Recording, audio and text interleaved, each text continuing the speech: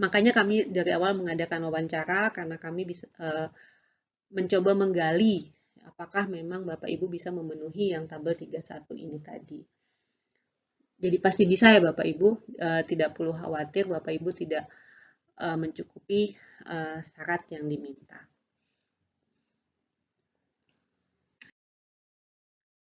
Lalu di tabel 32 itu berisikan pengalaman mengajar, pelajaran keinsinyuran, dan atau manajemen dan atau pengalaman mengembangkan pendidikan atau pelatihan keinsinyuran dan atau manajemen.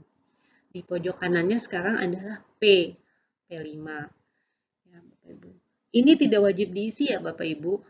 Kalau memang Bapak Ibu tidak pernah mengajar, ya tidak usah diisi. Tidak, karena dia adalah P. Yang wajib diisi itu adalah yang kegiatan kompetensi yang W. Tapi saya yakin Bapak Ibu sebenarnya pernah mengajar, baik itu hanya 1 jam atau 2 jam, entah kepada bawahannya, itu saya kira juga sudah termasuk mengajar ya, atau mengisi materi di suatu pelatihan, atau sebagai narasumber dalam seminar dan sebagainya itu bisa Bapak Ibu masukkan dalam kegiatan ini. Jadi kalau Bapak Ibu punya mencantumkan kegiatan mengajar di tabel 31, maka itu bisa Bapak Ibu klaim kembali di tabel 32. Nah, bagi dosen, tidak semua pengalaman mengajar dapat diklaim. Jadi ada pengecualian ya untuk mata kuliah matematika dasar, fisika dasar atau semacamnya yang non engineering program itu tidak dapat diklaim sebagai pengalaman mengajar. Jadi yang bisa diklaim itu adalah pengalaman mengajar keinsinyuran yang terkait dengan rancang bangun. Atau misalnya terkait dengan safety, itu bisa Bapak Ibu klaim sebagai pengalaman mengajar. Kalau Bapak Ibu mengklaim di sini di tabel 32, maka di tabel 31 harus ada. Ya. Jadi bisa di double claim gitu. Nah, bolehkah pengalaman sebelum lulus S1 dicantumkan? Boleh Bapak Ibu. Tidak ada larangan, silahkan. Bagaimana dengan nilai? Itu dikembalikan ke majelis penilai masing-masing karena masing-masing penilai itu punya standar sendiri. Walaupun standar umumnya ada, tapi ada yang menilai 50%, ada yang tidak menganggapnya. Jadi silakan dicantumkan saja.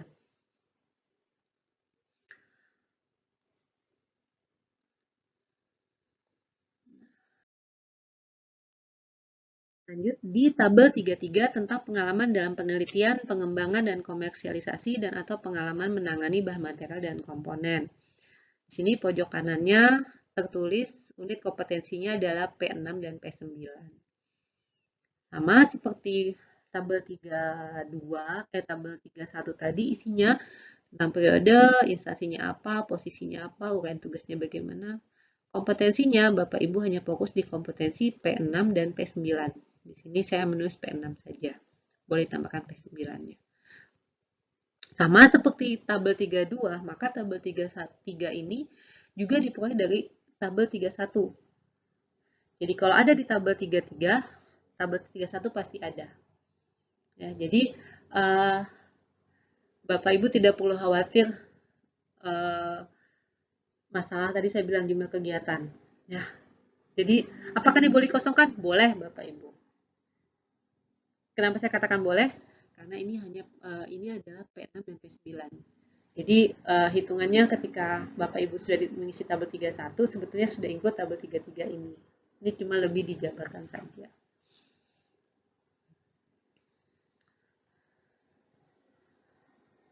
Bisa dikosongkan? Boleh dikosongkan. Lalu tabel 34 tentang pengalaman dalam konsultasi perekayasaan dan atau konstruksi, instalasi, dan atau pengalaman dalam pekerjaan manufaktur atau produksi. Di sini di pojok kanan kompetensinya adalah P7, P8. Masih sama dengan tabel 32, 33. Tabel 34 juga diambil dari tabel 31, dari kegiatan di tabel 31. Dan isinya pun sama dengan tabel 31, hanya membedakan di kompetensinya.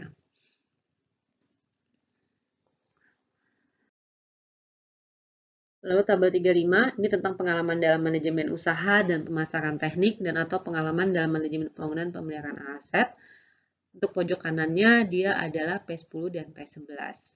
Ya. Ini Bapak Ibu boleh cantumkan kompetensinya gitu ya sesuai dengan yang ada. Lalu seperti tadi tabel 32, 33, 34 dan 35 ini adalah kegiatan yang diambil dari tabel 31. Jadi double claim saja. Yang beda kan hanya di kompetensi. Kita masuk ke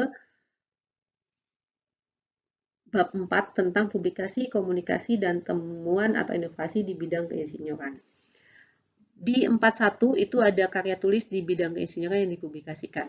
Jadi tabel ini berisikan karya tulis Bapak Ibu di bidang keinsinyuran yang dipublikasikan baik di jurnal, di koran gitu ya, atau di media ya, media massa, di media massa. Nah, di pojok kanannya akan tertulis adalah kompetensi wajib 4. Ini adalah banyak pertanyaan dari praktisi biasanya kalau untuk di bab 4 ini. Karena mereka bingung mengisi karena mungkin jarang menulis ya Bapak Ibu. Jadi Bapak Ibu praktisi, saya yakin Bapak Ibu sebetulnya menulis, hanya mungkin Bapak Ibu tidak menyadarinya, yaitu laporan Bapak Ibu.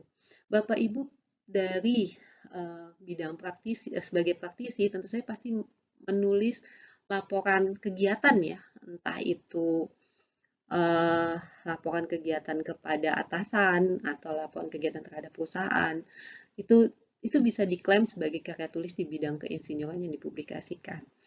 Untuk praktisi, kalau untuk dosen saya yakin punya banyak sekali karya tulis biasanya. Nah, laporan ini pun kadang ada pertanyaan, wah saya yang ini laporannya nggak banyak misalnya. Ya, apa yang Bapak buat? Misalnya laporan berkala saja, yang walaupun hanya 2 lembar itu tidak masalah, Bapak. Yang penting itu laporan ya, laporan kunjungan misalnya. Itu juga karya tulis yang bisa Bapak Ibu cantumkan di sini, yang bisa kami nilai.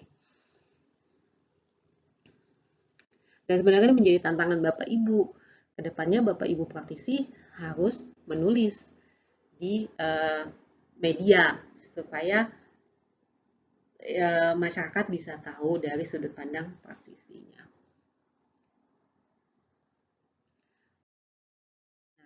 Lalu di tabel 42 tentang makalah atau tulisan yang disajikan dalam seminar atau lokakarya keinsinyuran.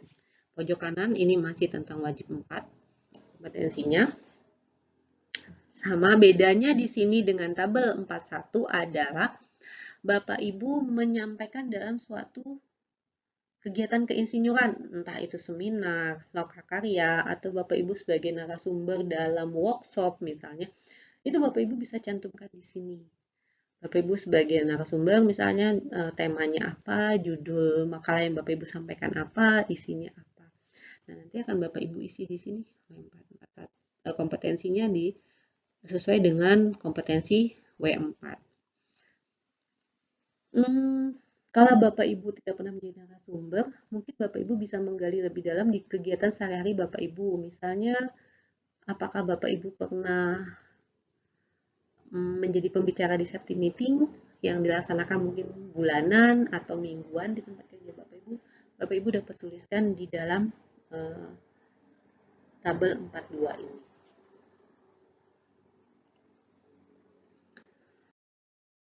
Lalu tabel 43 tentang seminar atau lokakarya keinsinyuran yang diikuti. Jadi ini semua kegiatan keinsinyuran yang Bapak ikuti, misalnya seminar, lokakarya, pelatihan, workshop misalnya ya, atau misalnya biasanya kami program studi mengadakan kegiatan-kegiatan seperti apa ya seperti seminar ya, seperti seminar itu dengan narasumber dari alumni, narasumber dari dosen gitu. Nah, ini Bapak Ibu, jika Bapak Ibu ikuti dan punya sertifikatnya, Bapak Ibu bisa klaim dalam kegiatan seminar atau lokakarya keinsinyuran yang diikuti. Saya yakin sebenarnya Bapak Ibu mengikuti lah, pasti ada kegiatan yang diikuti. Nah, ini Nah, bedanya kalau tabel 4142 tadi itu kompetensinya W4, maka di sini kompetensinya adalah W2. Jadi Bapak Ibu lihatnya di bab kompetensi di bagian unit kompetensi W2.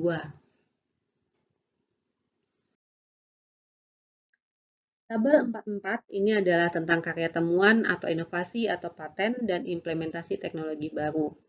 Ini bisa berupa buku, bisa berupa alat atau apa saja yang merupakan temuan ya, karya Bapak Ibu. Nah, Bapak Ibu bisa catatkan di sini dan kompetensinya di pojok kanan atas itu adalah P6.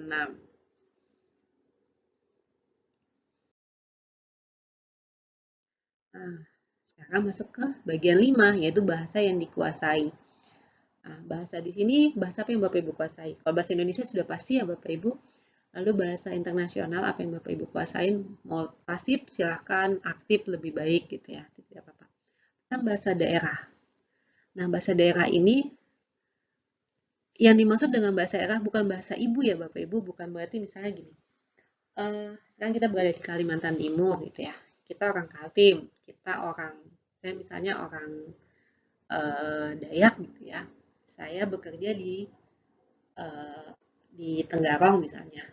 Terus saya bisa bahasa Kutai atau bisa bahasa Dayak. Wah, itu biasa Bapak Ibu.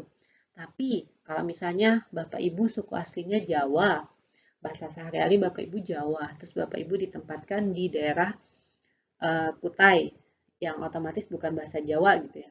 Bapak Ibu bisa menguasai bahasa Kutai. Nah, ini bisa Bapak Ibu klaim sebagai bahasa yang Bapak kuasai, baik aktif maupun pasif. Jadi bahasa daerah tempat kita bekerja, bukan bahasa ibu kita ya.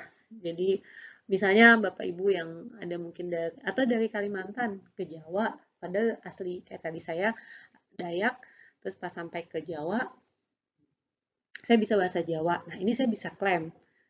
Karena misalnya saya sesuaikan dengan lokasi tempat saya bekerja di Jawa, sehingga saya bisa menguasai bahasa Jawa. Ini bisa saya klaim sebagai bahasa yang dikuasai. Jadi bukan bahasa ibu.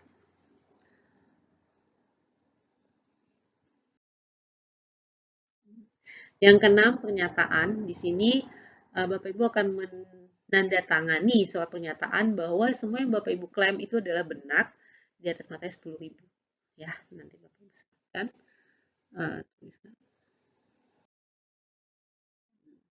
Lampiran. Lampiran ini wajib diisi, yang dimana isinya adalah satu kegiatan yang paling menonjol yang berdampak besar terhadap pekerjaan Bapak Ibu. Entah itu misalnya kegiatan pertama kali yang Bapak Ibu lakukan, atau kegiatan yang memiliki nilai proyek paling tinggi, atau misalnya kegiatannya sekarang. Itu boleh apa saja. Asal kegiatan ini sudah Bapak Ibu sebutkan di tabel 31 tadi. Jadi Bapak Ibu memilih salah satu dari kegiatan tabel 31 yang Bapak Ibu lampirkan dalam lampiran 1. Jadi di sini tulis lagi nama Bapak Ibu siapa. Jangan lupa paling atas di sini tertulis adalah ini lampiran pelengkap untuk aktivitas nomor berapa di tabel 31. Jadi dari tabel 31 dia nomor 1 misalnya. Ya udah Bapak sebutkan nama proyeknya apa, jangka waktunya kapan, atasannya siapa, deskripsi kegiatannya apa, uraian tugasnya apa putusan senior yang pernah Bapak Ibu ambil, lalu Bapak Ibu tampilkan bagian organisasinya, yang menunjukkan posisi Bapak Ibu di situ sebagai apa.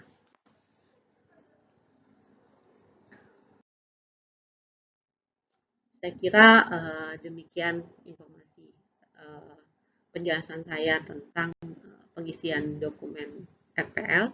Terima kasih atas perhatiannya. Saya kira Assalamualaikum warahmatullahi wabarakatuh.